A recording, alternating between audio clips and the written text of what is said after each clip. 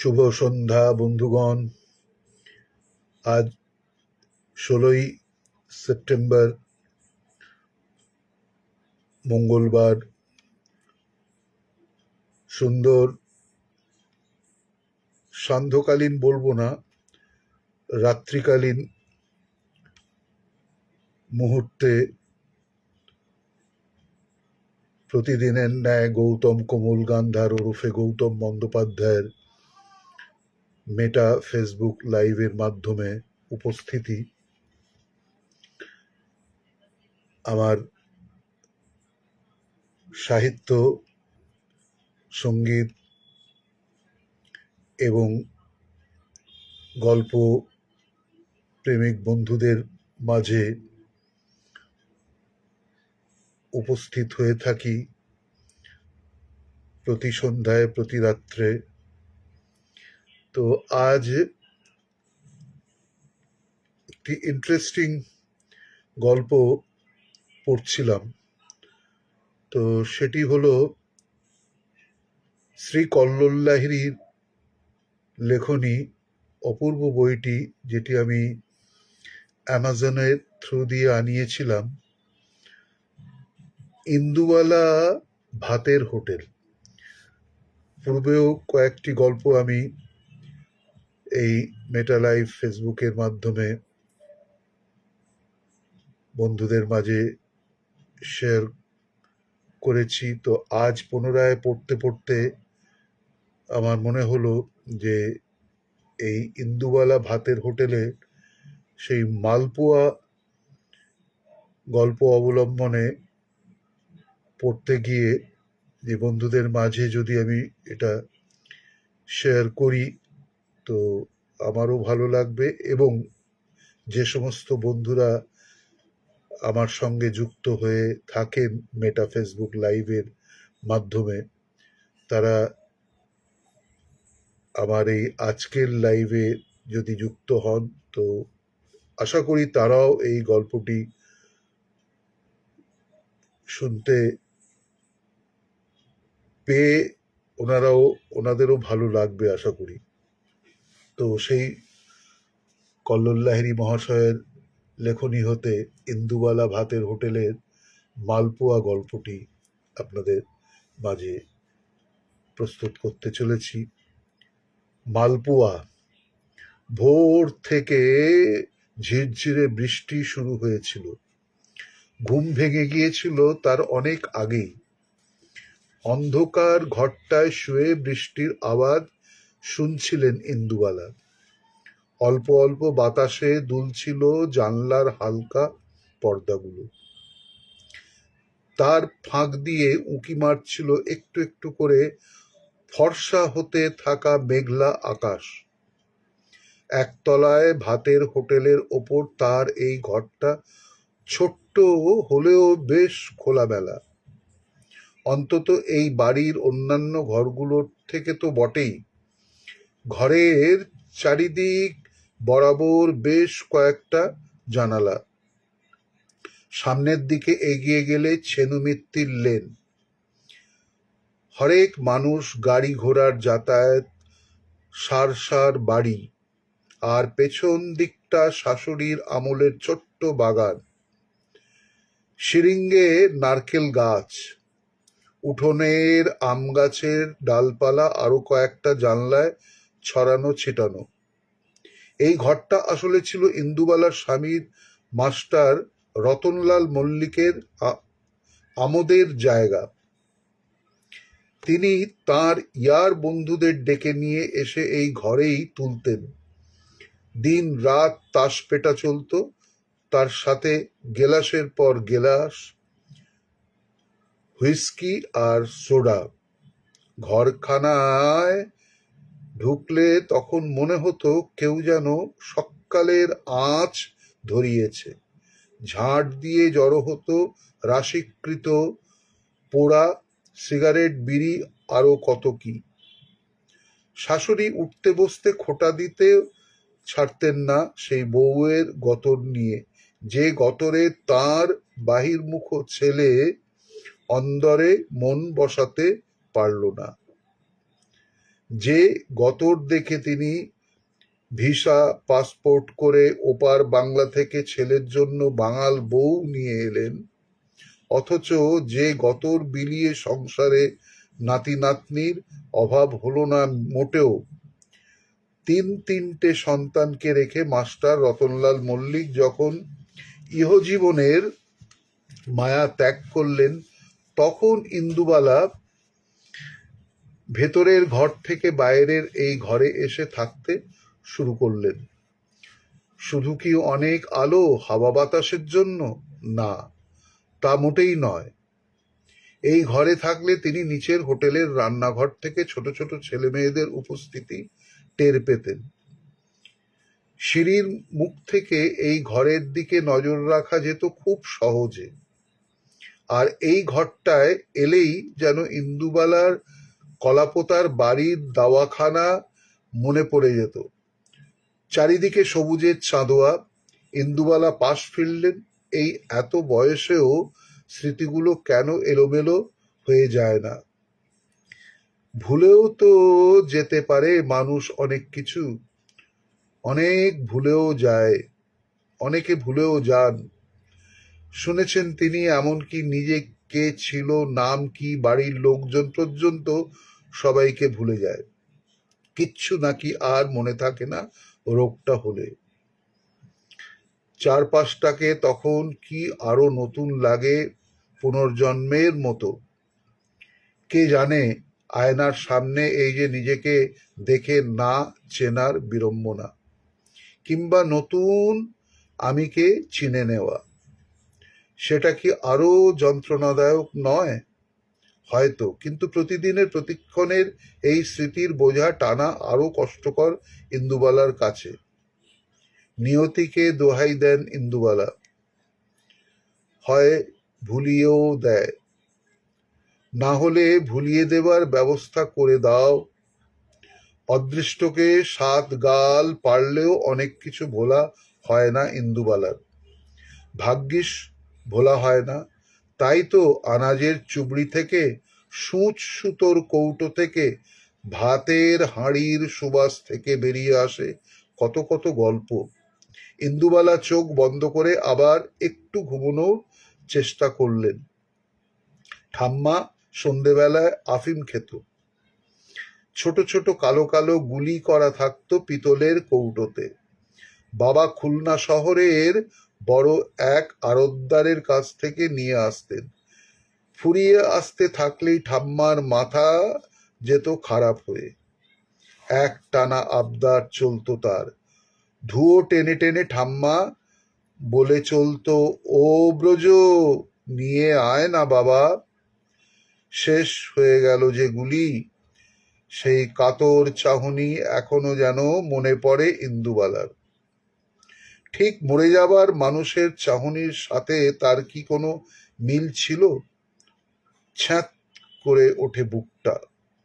শাশুড়ির কথা মনে পড়ে, স্বামীর কথাও। মৃত মানুষের চাহনি ইন্দুবালাকে তাড়িয়ে নিয়ে বেড়ায়। ঘিরে ধরে এক বৃষ্টি ভেজা সকালে। মুকুলে ভরা আম গাছের তলায় শোয়ানো হয়েছিল দাদুকে। বসন্তের আগমনের আগাম জানান দিচ্ছিল দু একটা কোকিল দূরের কোনো গাছ গাছালির শাখায় বসে। ইন্দুবালা তখন খুব ছোট। কিছুক্ষণ আগে ঠাম্মা ভাজছিলেন দাওয়া আলো করে নতুন গুড়ের মালপোয়া। গোটা গ্রামে যেন ছড়িয়ে পড়েছিল গন্ধ। তেলের ছ্যাঁকছুক আওয়াজে ঝুমনোর পিঠে খাওয়ার গল্পটা আগাগোড়া বলে চলেছিল ঠাম্মা। হাঁ করে বসে শুনছিল ছোট্ট ইন্দুবালা। দাদু স্নান করতে যাচ্ছিল বোসদের পুকুরে। বাবা গিয়েছিল ধান বিক্রি করতে হাটে। মা ছিল শোয়া। ভাই তখন পেটে। দাদুর ইচ্ছে হয়েছিল অসময় মালপোয়া খাবার। মুখ ফুটে যে মানুষ কিছু চায় না কোনোদিন, সেই মানুষ যখন মালপোয়া খেতে চেয়েছে, ইন্দুবালার ঠাম্মার আনন্দ আর গোপন থাকে না। নিজেই গম পিষিয়ে নতুন আটা বের করেছেন জাঁতি ঘুরিয়ে। চাল কুটেছেন ঢেকিতে, বেটেছেন শিলনোড়ায় মিহি করে, নতুন গুড়ের হালকা একটা রস করেছেন। কয়েকদিন খুব ব্যস্ত থেকেছেন নানা তরিজুতের ছোটখাটো উপকরণ নিয়ে।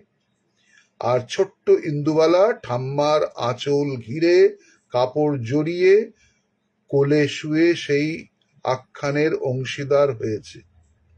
উম্নঝুম্নর গল্প যখন ফুরিয়ে এসেছে, শেষ মালপোয়া যখন তেলের ওপর লাল হয়ে ফুলে উঠছে, মৌরির সুবাস যখন কলাপোতা গ্রামে ম ম করে উঠছে, দাদু স্নান সেরে এসে তুলসী প্রণাম করতে গিয়ে বসে পড়লেন দাওয়ায়। জীবনের শেষ প্রার্থনা আর তার করা হলো না। একদিন কথা বন্ধ রেখে পরের দিন ভোরের সূর্য ওঠার আগে দাদু চলে গেলেন। আমতলায় শোয়ানো থাকলো তাঁর দেহ। হরিনাম সংকীর্তনের দল গোল হয়ে ঘিরে ঘিরে ইনিয়ে বিনিয়ে সুর তুলল। বাড়ি থেকে কেউ মরা কান্নার চিৎকার করল না। ঠাম্মা বসে থাকলেন চুপ করে পাথরের মতো। বাবা কি করবে বুঝতে পারল না। মায়ের তখন সবে প্রসব যন্ত্রণা উঠেছে। ইন্দুবালা চুপি চুপি দাবার পাশে ছোট্ট বেড়া দিয়ে ঘেরা রান্নাঘরে তখন। কাঁসার রেকাবিতে চাপ দেওয়া আছে গতকালের মালপোয়া। রসে ফুলে ততক্ষণে সেগুলো টইটুম্বুর। এদিক ওদিক তাকিয়ে হাতে তুলেছিল সবে ছোট্ট মেয়েটা। গ্রামের কোনো এক বউ দেখে ফেলেছিল। রে রে করে উঠে এসে ধরেছিল হাত। অশৌচের বাড়িতে খেতে আছে কিনা কোনো কিছু। ফেল হাত থেকে, ফেল বলছি। ইন্দুবালা ফেলতে পারেননি সেই মালপোয়া। গোটা রাত ধরে নতুন গুড়ের রসে ভাসতে ভাসতে সেগুলো যেন ক্লান্ত হয়ে উঠেছিল। হালকা গন্ধ বেরোচ্ছিল মৌরির। এতক্ষণ যে ঠাম্মা কারো সাথে কোনো কথা বলেননি, তিনি উঠে এলেন রান্নাঘরে। খুব শান্ত অথচ কঠিন গলায় বললেন, ছেড়ে দাও ওকে পাঁচুর মা। ওর খাওয়া মানে ওর দাদুর আত্মার শান্তি পাওয়া। আত্মা না জুড়ালে মায়া কাটবে কি করে।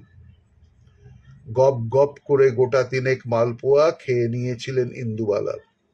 তার হাতে মুখে লেগেছিল রস। ঠাম্মা গড়িয়ে দিয়েছিলেন জল।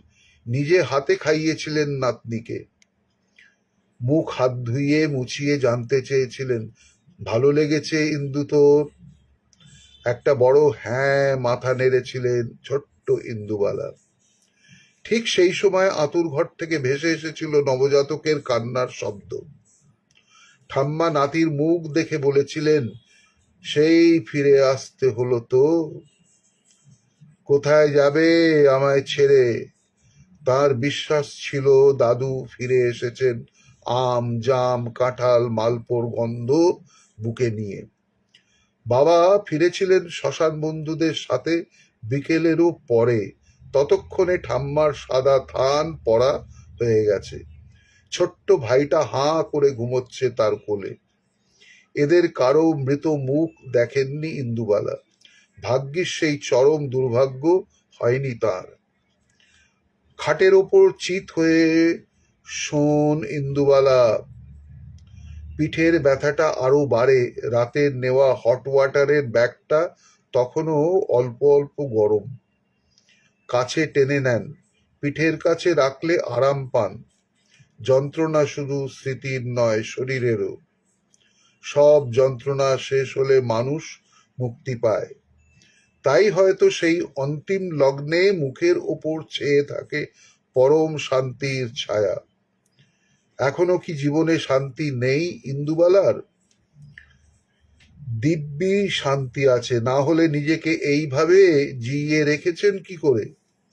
শুয়ে শুয়েই বুঝতে পারেন রাস্তার উল্টো দিকে কর্পোরেশনের কলে জল নিতে আসছে টুকটাক করে বাজারের লোকজন। উঠতে ইচ্ছে করছে না। সারা দেহের অবসাদ আজ যেন মনে নেমে এসেছে। ঠাম্মার মৃত্যু সংবাদ যেদিন ভাই নিয়ে এসেছিল সেদিন ইন্দুবালার স্বাদ। বাড়ি ভর্তি লোক, বিয়েতেই হয়নি, স্বাদে হবে বাবাটাও বোকামো। নিজের বৌভাতের রান্না যেমন ইন্দুবালাকে নিজেই করতে হয়েছিল, ঠিক তেমনি স্বাদের রান্নাটাও। গোনাগুনতি মাছের দাগা ছিল, চাল নেওয়া হয়েছিল মাথা গুনে।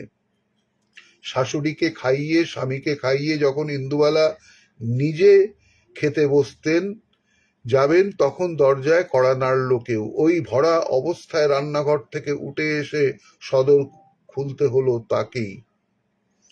শ্রাবণের চড়া রোদ আর বৃষ্টি মাথায় নিয়ে দাঁড়িয়ে আছে ভাইটা তাঁরই সামনে।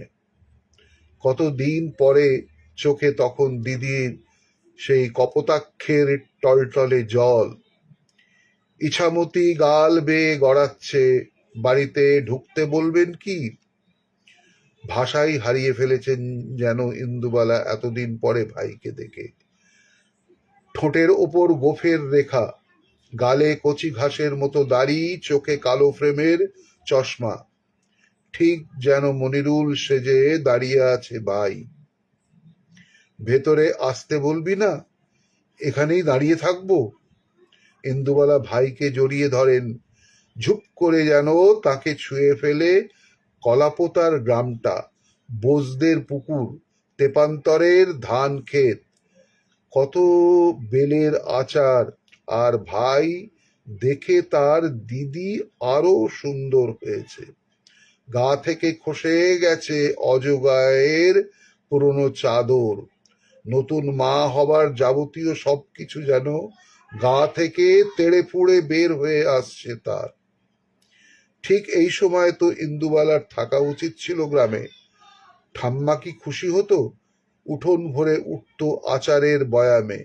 মা বিশালাক্ষী তলায় পুজো দিত, আর বাবা সবার বাড়িতে গিয়ে মিষ্টি দিয়ে বলে আসতো, এই যে শুনছো, আমার ইন্দু মা হবে, তোমরা ওকে সবাই আশীর্বাদ করো। সব যেন ঠিক মতো হয়ে যায়। নাতনির সন্তান দেখার আশায় ঠাম্মা ছিলেন না। এত সৌভাগ্য তার কপালে জুটবে না সেটা হয়তো আন্দাজ করতে পেরেছিলেন। তিনি শুধু চেয়েছিলেন তার এই শেষ শয্যায় মেয়েটা এসে এটুকু বসুক। বাবা চিঠি দিয়েছিলেন বেশ কয়েকটা, নিজেই আসতে পারতেন মেয়েকে নিয়ে যাবার জন্য, কিন্তু তার শরীরটা তখন ভালো নয়। ভাইটা পরীক্ষা দিচ্ছে, তার পক্ষে আসাও সম্ভব ছিল না। প্রত্যেকটা চিঠি আসার পরেই ইন্দুবালার শাশুড়ি মুখ ভার করে থাকতেন। এই বুঝি তার ছেলেকে ফুসলে নিয়ে বাপের বাড়ি চলে যায় বউ। কিন্তু সেই আশার আগুনে জল পড়ত বারে বারেই। ছেলে দুদিন পর পর যাও বা বাড়ি ফিরত, কুম্ভকর্ণের মতো ঘুমিয়ে কাটিয়ে দিত সারা দিন। শাশুড়ির তখন ছেলেকে খাওয়ানোর ধুম লেগে যেত। ইন্দুবালাকে উনুনের সামনে বসিয়ে ফিরিস্তি মতো এটা সেটা রান্না করিয়ে নিতেন।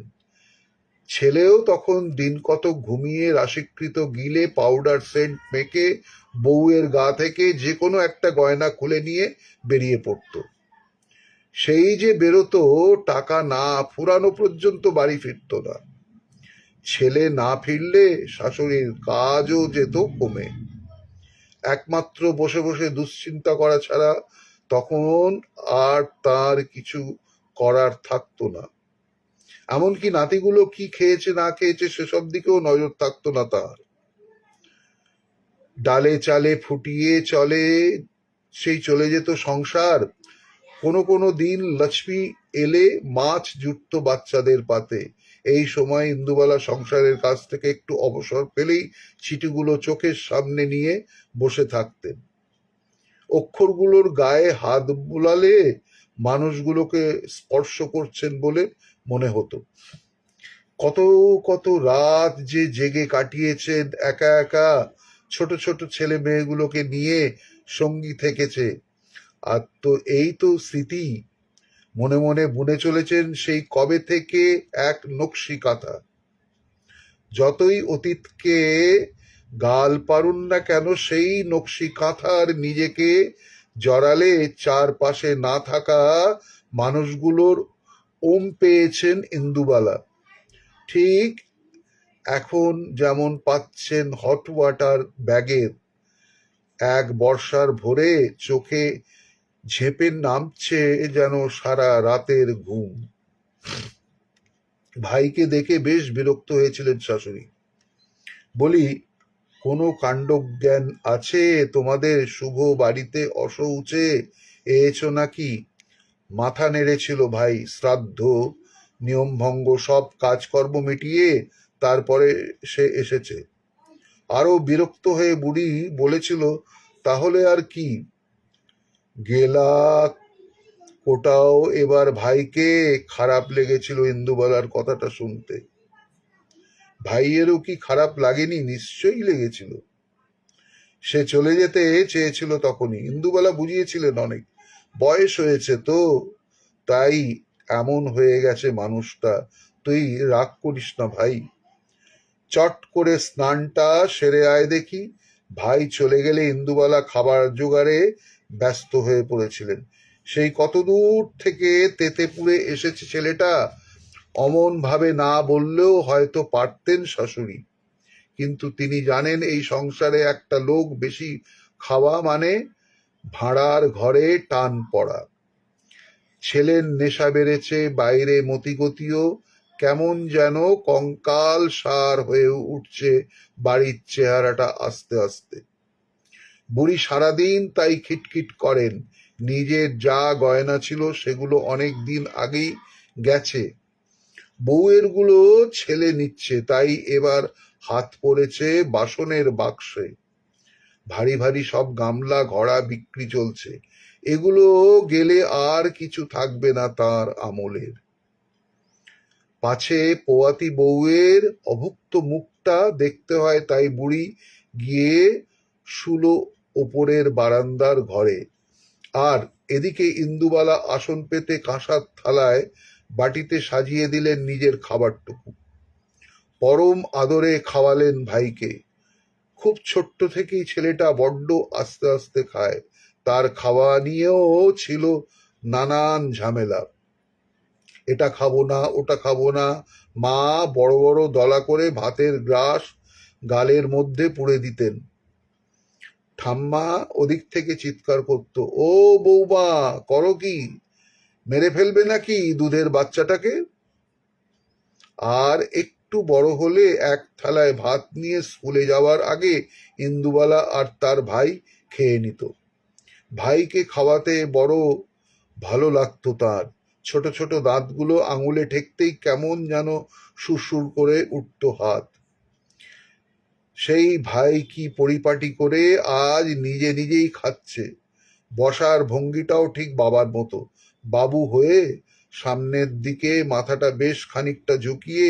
খাবার সময় বাবা কথা বলতো না, ভাইও না, এক দৃষ্টিতে তাকিয়ে আছেন ইন্দুবালা। যতক্ষণ না খাওয়া শেষ হয় ভাইয়ের মধ্যে ইন্দুবালা কাকে খুঁজছিলেন সেদিন? বাবাকে, মনিরুলকে, নাকি নিজের ফেলে আসা অতীতকে? চলে যেতে চেয়েছিল ভাই সেদিনই কলেজ স্ট্রিট, সেখান থেকে কোনো এক বন্ধুর বাড়ি। এখানে আবার তোর বন্ধু হলো কি করে? সন্দেহ হয়েছিল ইন্দুবালার। বলো, থাকতে ভালো লাগছে না দিদির বাড়ি, আদর যত্ন হচ্ছে না একটুও? ভাই মিটিমিটি হেসেছিল। তুইও দেখছি কলকাতার মতো কথা বলতে শিখে গেছিস দিদি। সেদিন ভাইয়ের আর ফিরে যাওয়া হয়নি, বরং বলা ভালো, যেতে দেননি ভাইকে ইন্দুবালা। একটু ঘুমিয়ে নে ভাই, তারপরে বিকেল না হয়ে কলেজ স্ট্রিটের দিকে বেরোস, চিনতে পারবি তো রাস্তা।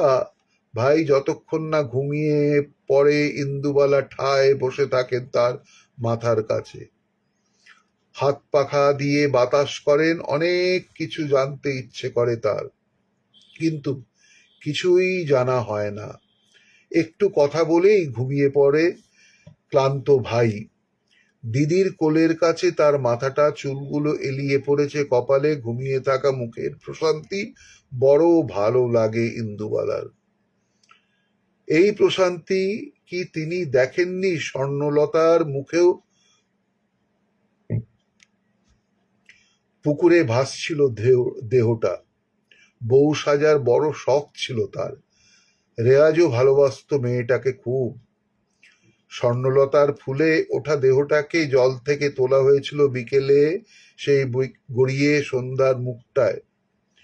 বন্ধ করা চোখ দুটোয় ছিল নিশ্চিন্তে ঘুমিয়ে পড়ার শান্তি। ঠোঁটের কোনায় ছিল এক টুকরো হাসি,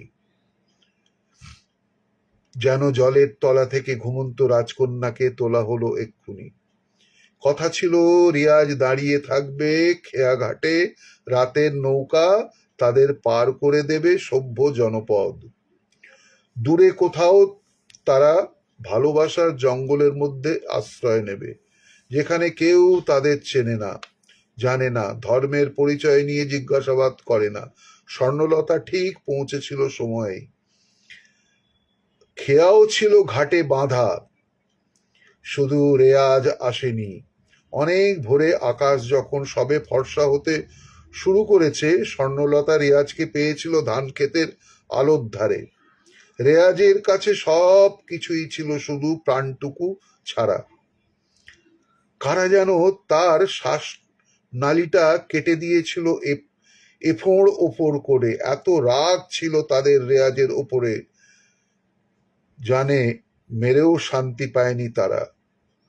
কুপিয়ে রেখে গিয়েছিল দেহটাকে নিজের ভালোবাসার মানুষটার সামনে দাঁড়িয়ে। স্বর্ণলতা তখন কান্নায় দুঃখে লুকিয়ে পড়তে ইচ্ছে করছিল, কিন্তু কোথায় লুকোবে সে? যেখানেই যাবে ভালোবাসাহীন মানুষগুলো তাকে কুড়ে কুড়ে খাবে। তাই ডুব সাঁতার দিয়েছিল সে জলে। যখন ভেসে উঠেছিল তখন বেলা গড়িয়ে গেছে। জালের মধ্যে ঘুমন্ত রাজকন্যাকে দেখার জন্য আশেপাশের গাঁ থেকে ভিড় করে এসেছিল মানুষ। খবরটা প্রথমে এনেছিল মনিরুল। ইন্দুকে বলার পর ফুপিয়ে কেঁদেছিল মেয়েটা। সেদিনও যে স্বর্ণলতা স্বপ্ন দেখত সংসারের, রেয়াজের সাথে অনেক দূরে চলে যাচ্ছে কোথাও। বলেছিল চিঠি দেবে ইন্দুকে, সংসার সাজিয়ে তার খুঁটিনাটি নিয়ে লিখবে অনেক কথা। পুণ্যি পুকুর ব্রত করতে গিয়ে বিড়বিড় করে মানত করত স্বর্ণলতা, রেয়াজের সাথে সংসার যেন হয় তার। কেউ কথা শোনেননি মেয়েটার, এমনকি ঈশ্বরও না। এর আগে কোনোদিন মনিরুল ইন্দুকে কাঁদতে দেখেননি, যদিও প্রথম চিঠিটা ততদিন দেওয়া হয়ে গেছে দুজনের। সেখানে ভালোবাসার কথা কোথাও লেখা ছিল না, ছিল শুধু বাংলার মাঠ ঘাট সব জেটে রঙের জীবনের কথা। ছিল একদিন দেখা না হলে অন্য দিনের অনেক না বলা দুঃখ, মন কেমনের কথা। সেটাই কি ভালোবাসা নয়? ছটফট করে ওঠেন ইন্দুবালা। তাহলে কি এতক্ষণ ভাইয়ের ঘুমন্ত মুখের দিকে তাকিয়ে তিনি মনিরুলের কথাই চিন্তা করছিলেন? উঠে পড়েন। পেটের ভেতর থেকে লাথি মারছে বাচ্চাটা। যেমন খিদে পেয়েছে তার মায়ের, তেমনি তারও। রান্নাঘরে এসে দেখেন চাল বাড়ন্ত। ভাত বসাবেন তার জোগাড়টুকু নেই। এই এত বেলায় কি খাবেন? নজরে পড়ল বেতের ঝুড়ি, শালপাতায় মোড়া ভাই এনেছে। তাকে এতক্ষণ যত্ন আত্তি করতে গিয়ে সেদিকে নজরও পড়েনি। ভুলেই গিয়েছিলেন ইন্দুবালা। শালপাতায় বাঁধা টুকরিটা খুললেন, তার মধ্যে থরে থরে সাজানো আছে মালপোয়া। চোখ ফেটে জল এলো ইন্দুবালার। গোগ্রাসে খেতে থাকলেন তিনি, যেন কত জন্মের খিদে নিয়ে দাদু ঢুকে পড়েছেন তার পেটে। ঠাম্মার হাতে না হোক, গাঁয়ের ভোলা ময়রার দোকানের মালপোয়া খেতে চেয়েছে গোটা শরীর তোলপাড় করে। অনেকটা খাওয়ার পর যখন থামলেন ইন্দুবালা, তখন জল তেষ্টা পেয়েছে খুব, কিন্তু জল গড়িয়ে দেওয়ার মতো কেউ নেই হাতের কাছে। শুনেছিলেন ঠাম্মাকেও শেষ সময় জল খাওয়াতে পারেনি কেউ, গড়িয়ে পড়েছিল গালের পাশ দিয়ে সব জলটুকু। ঠিক তখনই সেই মুহূর্তে বুক ছাপিয়ে গলা কাঁপিয়ে কান্না পেল ইন্দুবালার মৃত ঠাম্মার জন্য। পায়ের তলায় গোটা পৃথিবীটা যেন নড়ে উঠল হঠাৎ। চোখে অন্ধকার দেখলেন, যা খেয়েছিলেন উগড়ে দিলেন সব। রান্নাঘর ভেসে গেল স্বাদ না খাওয়া নতুন মায়ের বমিতে। দরজা খোলার শব্দ পেলেন ইন্দুবালা। ধনঞ্জয় ঘর ঝাঁট দিতে এসেছে। নিচের রান্নাঘরে উনুনের ধোঁয়া কুণ্ডলি পাকিয়ে উঠছে আকাশের দিকে। বাজার কিন্তু কিচ্ছুটি করা নেই মা। কি রান্না হবে ধনঞ্জয় জানতে চায়। ইন্দুবালা চুপ করে থাকেন। কি গো, বলো কিছু, শরীর খারাপ নাকি তোমার? ইন্দুবালা তখন উনুনের ধোঁয়া দেখছেন। জানলার বাইরে সেই ধোঁয়া কুণ্ডলি পাকিয়ে পাকিয়ে ওপরে উঠছে। বাজারের লোকেরা এসে বলেছিল, নিমতলার ইলেকট্রিক চুল্লিতে কাজ চলছে মা, বডি কাঠে পোড়াতে হবে। তখন শ্মশানের স্বামীর খাট ছুঁয়ে বসে আছেন ইন্দুবালা। দূরে লক্ষ্মী ছেলে মেয়েদের সামলাচ্ছে। তোমরা যা ভালো বোঝো করো, এইটুকুই বলতে পেরেছিলেন তিনি। মাস্টার রতনলাল মল্লিকের দেহ যখন চিতায় তোলা হলো তখন ইন্দুবালা আঁচ করতে পারেননি কাঠে পোড়ানোর বীভৎসতা। মনের মানুষ ছিলেন না কোনোদিনই মাস্টার, কিন্তু যে মানুষটা চারপাশে ঘুরে বেড়াতো, এদিক ওদিক থেকে যন্ত্রণা দিত, সময় নেই অসময় নেই ঘাড়ের ওপর চেপে বসত, জোর করে সরিয়ে দিত শাড়ি সায়া ব্লাউজ, সেই মানুষটা আগুন পাওয়ার সাথে সাথে কেমন যেন চড়বড় করে উঠতে শুরু করলো, তেলে পড়া মাছের মতো। শরীর ফুঁড়ে বেরিয়ে আসতে থাকলো জল, যেন সারা জীবনের হুইস্কি সোডা এক্ষুনি এই জ্বলন্ত সর্বগ্রাসী চিতাকে নিভিয়ে দেবে। লক্ষ্মী এসে মুখ ঝামটা দিয়েছিল। কি করছিস কি এখানে দাঁড়িয়ে তুই? আমাদের কি এসব দেখতে আছে? চল, মেয়েটাকে দুধ খাওয়াবি চল, বড় কাঁদছে যে। শ্মশানের মধ্যে বসে মেয়েকে দুধ খাওয়ালেন, স্বামীর চিতাভস্ম ভাসালেন গঙ্গায়। অনেক রাতে বাড়ি ফিরে এসে নিজেই ভাঙলেন শাঁখা পলা সবকিছু। জোরে জোরে ইটের বাড়ি মেরে সাবান দিয়ে মাথা ঘষে তুলে ফেললেন সিঁদুর। সাদা থান পরে নিজেকে যখন দেখলেন আয়নায়, আর সামলাতে পারলেন না। হাউ হাউ করে চিৎকার করে কাঁদলেন ইন্দুবালা। সে শোক মাস্টার রতনলাল মল্লিকের জন্য নয়, মনিরুলের জন্য নয়, নিজের মুখটায় তিনি অবিকল ঠাম্মাকে দেখতে পেলেন। ইন্দুবালা পাশ ফিরে শুয়ে ধনঞ্জয়কে জিজ্ঞেস করলেন, উনুন ধরিয়েছিস কেন? গ্যাস কি ফুরিয়েছে? ধনঞ্জয় হাতের ঝাঁটাখানা মেঝেতে রেখে বলে, ওই দেখো, আজকের দিনটা কি ভুলে গেলে মা তুমি? ইন্দুবালা হাতড়াতে থাকেন মনের মধ্যে, আজকে আবার কি? ধনঞ্জয় মাথায় হাত দিয়ে বলে, সত্যি এবার তোমার বয়স হয়েছে মা। আজ যে রথ, কুমোরটুলিতে দুর্গার কাঠামোয় মাটি পড়বে, ইস্কনের লম্বা রথ বেরোবে, কত সাহেব শুভ নাচানাচি করবে। হোটেলের বোর্ডে তো গতকাল লিখে রেখেছ। উঠে পড়েন ইন্দুবালা এবার তাড়াতাড়ি করে। কি লিখেছি রে? ধনঞ্জয় উত্তর দেয়, খিচুড়ি, পাঁপড় ভাজা, আনারসের চাটনি আর কাঁঠালের ক্ষীর। বিড়বিড় করে জানতে চান ইন্দুবালা, আর মালপোয়া লিখিনি সেটা? ধনঞ্জয় রে রে করে ওঠে, না না, ওইসব একদম কিচ্ছু লেখা ছিল না। হাঙ্গামা বাদিও না মা, চিনির দাম বড্ড বেড়েছে, আটা বাড়ন্ত, ময়দা বাড়ন্ত। গোলমরিচ আনা নেই? ইন্দুবালা জানতে চান। আর মৌরি? ধনঞ্জয় জবাবে জানায়, যায় সেটাও বাড়ন্ত, তাহলে সবকিছু এখনই আনতে হবে ফর্দ করে। ইন্দুবালা পাশ থেকে চশমা নেন, পেন খাতা নিয়ে বসে পড়েন ফর্দ করতে। আর একটু হলে কি মারাত্মক ভুলটাই না করতেন তিনি। মালপোয়া হবে না রথে তাও কি হয়? খাটনির বহরাটার কথা একবার চিন্তা করে চিরকালের অভ্যেস মতো ধনঞ্জয় আবার কাকে যেন একটা গাল পাড়ে। সেই অদৃশ্য মানুষটাকে দেখতে বড় ইচ্ছে করে ইন্দুবালার। যে ধনঞ্জয়ের গাল শুনেও মুখে রাটি কাটে না, অনেক রাতে কলেজ স্ট্রিট পাড়া ঘুরে বাড়ি ফিরে আসে ভাই। হাতে তার একখানি চটি বই, 3 পাহাড়ের স্বপ্ন। বেড়াতে যাওয়ার বই বুঝি? ইন্দুবালা জানতে চান। ভাই চোখ বড় বড় করে তাকিয়ে থাকে দিদির দিকে। ধুর, বেড়াতে যাওয়ার বই কেন হবে? খুলে দেখলেই বুঝতে পারবি। এগিয়ে দেয় বইটা। ইন্দুবালা অবাক হন। কবিতা পড়িস নাকি তুই আজকাল? ঘাড় নাড়ে ভাই। পড়ি তো। তুই আর মনিরুলদা যেমন পড়তিস। কথা বাড়াতে চান না ইন্দুবালা। এরপর কথা বললে আরো অনেক কথা উঠবে। সেই কথা মনের মধ্যে হাওয়ার সাথে উথাল পাথাল হলে রাতে ঘুম হবে না।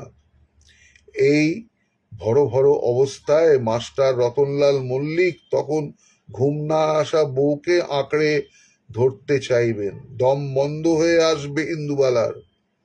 মাটিতে এখন তাই বিছানা, শরীরটাকে কোনো রকমে আড়াল করার চেষ্টা। ওপরের ঘরে একা শুতে তোর ভয় করবে না তো? অবাক হয়ে চশমার ফাঁক দিয়ে তাকায় ভাই। একদম মনিরুল যেন তাকিয়ে আছে তার দিকে। চোখ সরিয়ে নেন ইন্দুবালা। ভয় করবে কেন? আমি তো এখন বাড়িতে একাই শুই মাঝের ঘরটায়। ঠাম্মার ঘরটা তো বন্ধই থাকে। ইন্দুবালা জানতে চান, ভয় করে না তোর? ভাই বলে, ধুস, ভয় করবে কেন? আমি কি এখনো ছোট্ট আছি নাকি? ইন্দুবালা আদর করে ভাইয়ের নাক টিপে দেন। থাক, তোর আর বড় হয়ে কাজ নেই। দিদির সাথে কেমন আবার নাক ফুলিয়ে ফুলিয়ে কথা বলে। ইন্দুবালার যখন বিয়ে হয় তখন ভাই তার কাছে শুতো, জড়িয়ে আঁকড়ে ধরে। কতটুকুই না ছিল তখন। মাঝে মাঝে ভোরের দিকে ঘুম ভেঙে যেত ঠান্ডায় শীত করতো বলে। উঠে দেখতেন গোটা খাট ভিজিয়ে ফেলেছে ভাই হিসি করে। সেগুলো সব আবার কাচতে হতো, শুকোতে হতো। ঠাম্মা মাকে বলতো, দেখেছো বৌমা, আমার ইন্দু কেমন সব কিছু শিখে যাচ্ছে চটপট করে। একটা বাচ্চা মানুষ করা কি চাট্টিখানি কথা দিদিভাই? মা যখন হবি বুঝবি। ইন্দুবালা সেটা বুঝেছিলেন খুব কষ্ট করে। নিজেকে তার জন্য তৈরি করেছিলেন আগাগোড়া। মা ঠাম্মা শিখিয়েছিল সব হাত ধরে। তাই এত অভাবের সংসারেও মানিয়ে নিতে অসুবিধে হয়নি ইন্দুবালার। নতুন বউয়ের গলা পর্যন্ত শুনতে পেত না কেউ। তাই ভাই আশায় কতদিন পরে যে এত কথা বলছেন ইন্দুবালা মাঝে মাঝে হাঁপিয়ে উঠছেন। তাই আর একদিন থেকে জানা মাথা নাড়ে ভাই। নাড়ে, এবার হবে না দিদি, কয়েকদিন পরেই পরীক্ষা, না গেলে খুব ক্ষতি হয়ে যাবে। আবার বাবার শরীরটাও থেমে যায় ভাই। ইন্দুবালা জানেন তার বাবার শরীর ভালো না। মাঝে মাঝে জ্বর হয়, কাশি হয়। মা লিখেছে কাশির সাথে রক্ত ওঠে। ভাই ঘুমিয়ে পড়ে। ইন্দুবালার টেনে নেন পাশে রাখা চটি বইখানা। কবে থেকে কবিতা পড়তে শুরু করলো তার ভাই? 3 পাহাড়ের স্বপ্ন বইটার লেখক কে যেন এক বীরেন্দ্র চট্টোপাধ্যায়। এর কথাই বা সে জানলো কি করে? কলেজ স্ট্রিটে গিয়ে একা একা কাদের সাথে যেন সে দেখা করেছে। মায়ের চিঠিতে জানতে পেরেছে ভাই আস্তে আস্তে জড়িয়ে পড়ছে নানা রাজনৈতিক কার্যকলাপে। ছোট ছোট দলে তারা নাকি ছড়িয়ে পড়ছে পাহাড়ে জঙ্গলে। ভেবেছিলেন ভাইয়ের কাছে জানতে চাইবেন সব, কিন্তু সময় পেলেন আর কোথায়। বইটাকে হাতে পেয়ে গন্ধ শুকলেন ইন্দুবালা। নতুন বইয়ের গন্ধ। এ বাড়িতে আসার পর থেকে কোনো বইয়ের মুখ তিনি দেখেননি।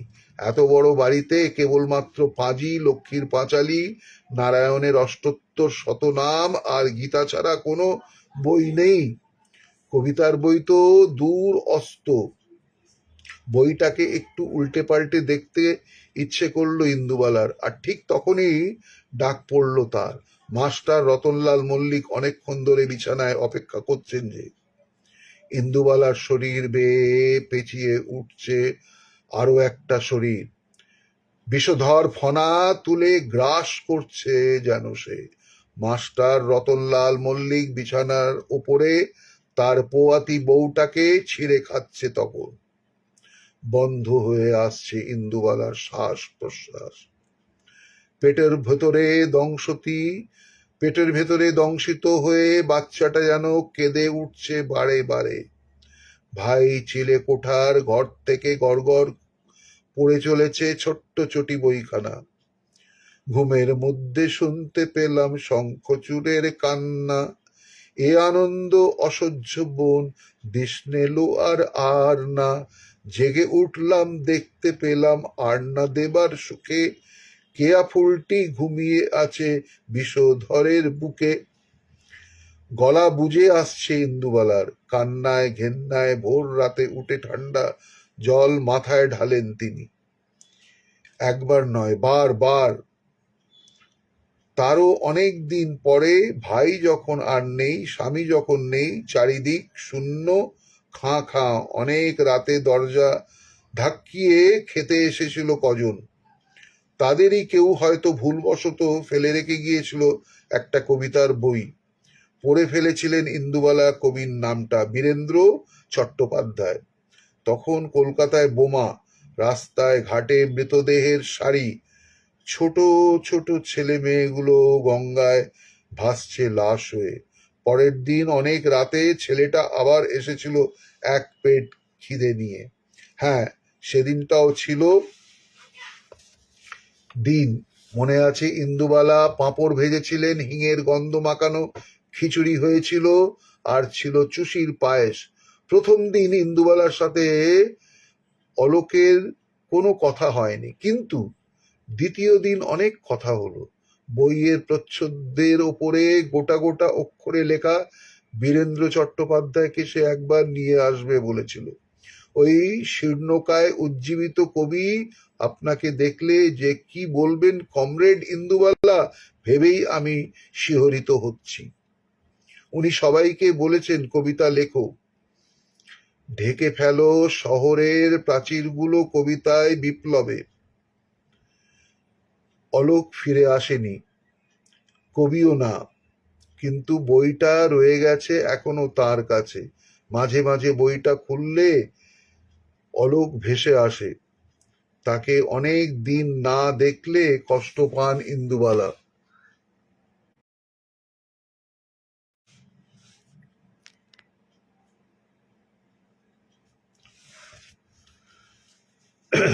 তাড়াতাড়ি শিলনোড়া পেলে সেই ধনঞ্জয় তাড়াতাড়ি শিলনোড়া পেড়ে ফেললেন। এই বেলা চাল না বেটে রাখলে বুড়ি নিজেই বাটতে শুরু করে দেবে। এই এক গুচ্ছের লোকের জন্য সেই মালপোয়া বানানো কি মুখের কথা। এরই মধ্যে জলহস্তির ছানাগুলো ঘুরে গেছে। মানে সামনের হোস্টেলের ওই ছেলে মেয়েগুলো ঠাকুমা দেওয়ালে কি লিখছে দেখতে এসেছে হুড়মুড়িয়ে। কি গো, সব পাল্টে দিচ্ছ নাকি? শুক্তো ভাত এইসব কিছু কিছু খাবো না আজকে? ছোট্ট করে সেই ছেলেদের মতো চুল ছাটা মেয়েটা ঘাড় ঘুরিয়ে বলে। ধনঞ্জয়ের মনে হয় ঠাস করে গালে একটা ঠাটিয়ে থাপ্পড় দেয়। শুধু পাকা পাকা কথা। সেদিন আবার গলির মোড়টাতে দাঁড়িয়ে সিগারেট ফুঁকছিল মেয়েটা। দেখেছে ধনঞ্জয়, ইন্দুবালাকে বলতে এলে নিজেই ধাতানি খেয়েছিল বেশি। কেন, তুমি বিড়ি ফোঁকো না? তাও তো ওরা মনের সুখে দুটো টান দিতে পারে। আমরা কি পেয়েছি জীবনে? ধনঞ্জয় কথা বাড়ায়নি আর। মাঝে মাঝে চিনতে পারে না ইন্দুবালাকে সে। মা যে কখন কি বলে বোঝা মুশকিল। এদের নিয়ে একটা কথা বলার জো নেই মায়ের কাছে। নিজের মনে গজগজ করে ধনঞ্জয়। বাবুই পাখির বাসার মতো চুল যে ছেলেটার, সেটা আরো ধ্যাসটা। কি গো, কি কি চেঞ্জ করছো দেখি? এগিয়ে আসে সে সবাইকে সরিয়ে দিয়ে ইন্দুবালার কাছে, তাই বলে, কাঁঠাল ক্ষীরটা চেঞ্জ করো না প্লিজ। ওটার যে গল্পটা বলেছিল সেটা কিন্তু আমি কালকে ফেসবুকে শেয়ার করেছি। ওখান থেকে অনেকে আসবে বলেছে খেতে। মোটা ছেলেটা এরপর এগিয়ে আসে, খেয়ে খেয়ে একেবারে ঘাড়ে গর্দানে হয়ে গেছে, তাও থামার নাম নেই। তোরা বড় ছটফট করিস, আগে দেখ না কি লেখে ঠাকুমা। ডিস্টার্ব করিস না। এক রাস ছেলে মেয়ে জড়ো হয় ইন্দুবালার আশেপাশে। 70 পেরোনোর এক বুড়ি সাত সকালে ভাতের হোটেলের বোর্ডের চক দিয়ে লিখতে থাকে, খিচুড়ি, পাঁপড় ভাজা, আনারসের চাটনি, কাঁঠাল ক্ষীর, তার নিচে বড় করে লেখা হয় মালপোয়া। ভিড়টা একসাথে হঠাৎ আনন্দে চিৎকার করে ওঠে, ইয়া! জড়িয়ে ধরে ইন্দুবালাকে ওরা সবাই। কেউ তার মধ্যেই ফেসবুক লাইভ শুরু করে দেয়, কাল যে আপনাদের কাঁঠাল ক্ষীরের গল্পটা বলেছিলাম, আজ তার সাথে ইনক্লুড হয়েছে মালপোয়া। গজগজ করতে করতে জোরে জোরে চাল বাটে ধনঞ্জয়, কারণ সে জানে এরপর স্নান সেরে এসে রান্নার ধুম পড়বে বুড়ির। একটা নেশার মধ্যে থাকবে সেই দুপুর পর্যন্ত, যতক্ষণ না শেষ রান্নাটুকু হয়, যতক্ষণ না শেষ মানুষটা খেয়ে চলে যায় হোটেল থেকে। নতুন সাইকেল কিনেছে মনিরুল, সেটা দেখাতে এসেছিল। ইন্দু জানে এটা একটা অছিলা। আসলে তারা আজ যাবে মুক্তার পাড়ায় রথের মেলায়। মাকে কি করে বলবে সে? সাইকেল শেখাটা খুব সহজ মিথ্যের রাস্তা। ছেলে মেয়ে দুটো বাড়ছে যেন তালগাছের মতো। মায়ের মন সায় দিতে চায় না। বাবাও যে পছন্দ করে তেমনটা নয়, কিন্তু কেন কে জানে সেদিন বাবা রাজি হয়ে যায়। যদি যাবি তো জানা, সামনের বারে আরেকটু বড় ক্লাসে উঠলে ইন্দুকেও কিনে দেব সাইকেল, তখন দুজনে একসাথে স্কুলে যাবি চালিয়ে। সে সৌভাগ্য হয়নি ইন্দুবালার।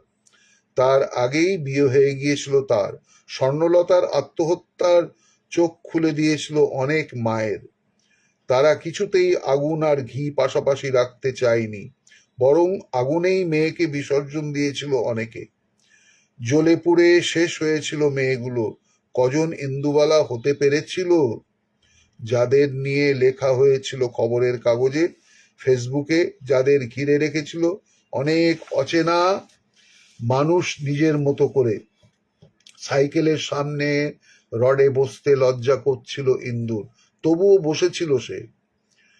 হাওয়ার মতো উড়ছিল মনিরুলের সাইকেল, কপোতাক্ষের তীর ধরে হাতে হাত ঠেকে যাচ্ছিল দুজনের, শ্বাসে প্রশ্বাসে চরম উত্তেজনা। ওরা কাছ থেকে পাচ্ছিল দুজনের ওম। চোখ বন্ধ করেছিল ইন্দু। সে যেন কাঠের নাগরদোল্লা, ঘোড়ার দোল্লা। বুড়ির চুল, ঝাল ঘুগনি, পাঁপড় ভাজা এইসব ছাপিয়ে মৌরির গন্ধ পাচ্ছিল মনিরুলের গা থেকে। যে মৌরির গন্ধ পেয়েছে সে তার ঠাম্মার মালপোয়া, ভোলা ময়রার দোকান, কিংবা তারও অনেক পরে রিভলভার নিয়ে খেতে আসা অলোকের কবিতার বইতে।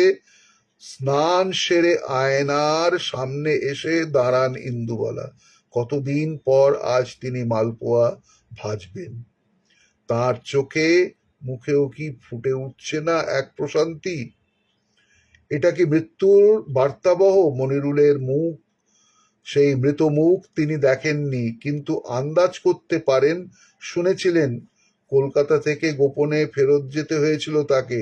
নিজের মা ছিলেন অসুস্থ। মাকে শেষবারের মতো দেখতে গিয়েছিল মনিরুল। পথে ধরা পড়ে সে পাকিস্তানি মিলিটারির হাতে। শেষ পর্যন্ত নাকি লড়েছিল মনিরুল বীরের মতো। একটা ছোট্ট দেশি রিভলভার দিয়ে সে জয় করে নিতে চাইছিল স্বাধীনতার স্বপ্নটুকু। ঝাঁঝরা হয়েছিল তার দেহ গুলির মালায়। আরো দিন তিনেক পরে তাকে পাওয়া গিয়েছিল কপোতাক্ষের চরে।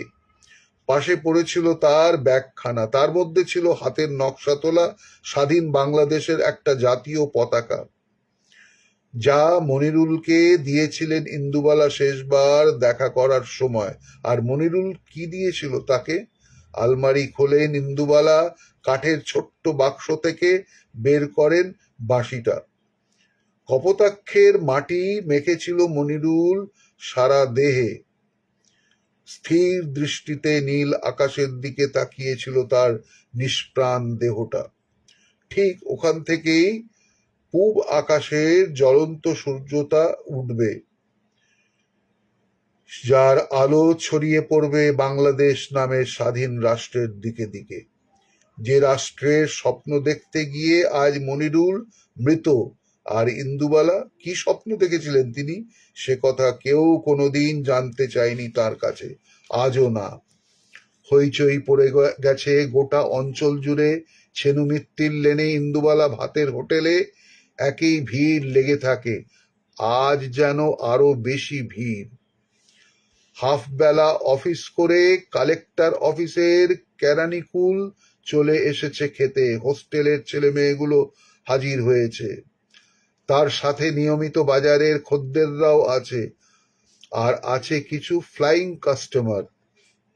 এর সাথে জুড়েছে রাজ্যের ফেসবুক ফ্রেন্ডরা। চারিদিকে শুধু কচি কাঁচাদের কলকলানি। মাথা খারাপ হবার অবস্থা ধনঞ্জয়ের। হোটেলটাও হয়েছে আজ দেখার মতো। যে যেখানে পেরেছে বসে গেছে, আর ধনঞ্জয়ের হয়েছে মুশকিল। সে কোনো দিক থেকে কোনোভাবেই কিছু নিয়ন্ত্রণ করতে পারছে না। আজ যেন সব কিছুতেই তার প্রবেশ নিষেধ। ছেলে মেয়েগুলো নিজেরাই হাতে হাতে কাজ করে নিচ্ছে। কেউ জল দিচ্ছে, কেউ ক্যাশ সামলাচ্ছে, কেউ থালা পাচ্ছে, কেউ পরিবেশন করছে। আর রান্নাঘরের দিকে তো যাওয়াই যাচ্ছে না। সেখানে আরো ভিড়, প্রায় সবাই ঝুঁকে পড়েছে তাদের মোবাইল ক্যামেরা নিয়ে। সেই ছোট্ট স্ক্রিনে ফুলে ফুলে উঠছে লাল হয়ে যাওয়া মালপোয়াগুলো। বর ছাঁকনিতে তা সোজা চলে যাচ্ছে চিনির হালকা রসে। মৌরির গন্ধ, গোলমরিচের স্বাদ ছড়িয়ে পড়ছে বেগলা শহরের আকাশে বাতাসে। আর এসবের মধ্যে সেই প্রশান্তি মাখা মুখ নিয়ে মালপোয়া ভেজে চলেছেন ইন্দুবালা। না, এই মুহূর্তে কোনো মৃত্যুর স্মৃতি তার আশেপাশে নেই। নেই খুলনা, কলাপোতা ছেনুমিত্তির লেন। শুধু যে মানুষটি আজ উনুনের সামনে দাঁড়িয়ে আছেন, তিনি একজন শিল্পী, যিনি নতুন সৃষ্টির উন্মাদনায় মেতে উঠেছেন। তার বুড়ো ডালপালাগুলো চারিদিক থেকে যেন শুষে নিচ্ছে তারুণ্যের আস্বাদ, যে স্বাদে রয়ে গেছে নতুন করে বেঁচে থাকার আকাঙ্ক্ষা। এইভাবেই ইন্দুবালার ভাতের হোটেল, শ্রী কল্লোল লাহিড়ী প্রযোজিত, ওনার দ্বারাই অপূর্ব কাহিনী ইন্দুবালা ভাতের হোটেলের মাধ্যমে আপনাদের বন্ধুদের মাঝে উপস্থাপনা করতে পেরে আমি আপ্লুত। সেই খুলনার কলাপোতা গ্রামের ইন্দুর বিয়ে হয় কলকাতায়।